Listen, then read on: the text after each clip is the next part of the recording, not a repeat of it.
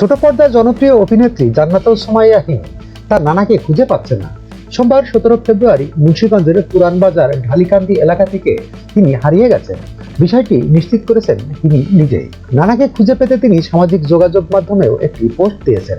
গণমাধ্যমকে অভিনেত্রী জানান তার নানা রহমতুল্লাহ খান ভুলে যাওয়ার সমস্যায় ভুগছেন। তিনি বলেন, আমার নানা খুব সাধারণ বিষয়েও ভুলে যান, নিজের নাম ঠিকানাও মনে করতে পারেন না, ফোনও ব্যবহার করেন না। অভিনেত্রী আরো বলেন, আজ সকাল থেকে নানাকে পাওয়া যাচ্ছে না।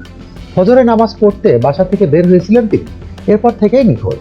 পরিবারের সদস্যরা জানান 82 বছর বয়সী রহমতুল্লাহ খান গ্রামে থাকেন এবং প্রায়ই ফজরের নামাজ শেষে মামার বাড়িতে যান। প্রথমে ধারণা করা হয়েছিল আজও তিনি সেখানে গেছেন। পরে খোঁজ খবর নিয়ে জানা যায় তিনি সেখানে যাননি।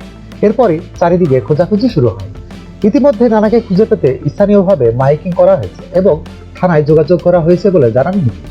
ASBD 24 সত্য প্রকাশে প্রতিশ্রুতিবদ্ধ। চ্যানেলটি সাবস্ক্রাইব করুন।